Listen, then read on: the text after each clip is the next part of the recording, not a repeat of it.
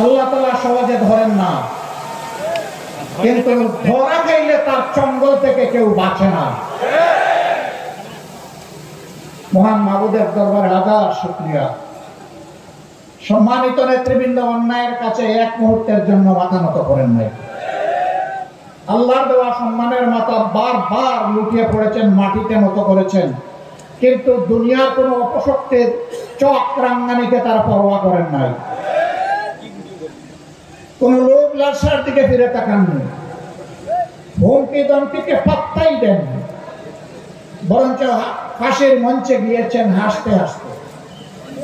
কারণ তারা জানেন যে অভিযোগ তাদের বিরুদ্ধে করা হয়েছে এটি 16 আনা মিথ্যা।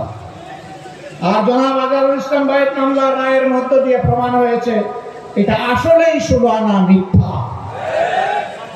তারা যদি বেঁচে থাকতেন, আমরা আদালতের আশ্রয় নিতাম, আমরা নিশ্চিত একই ন্যায় বিচার, একই রায় আমরা পেতাম।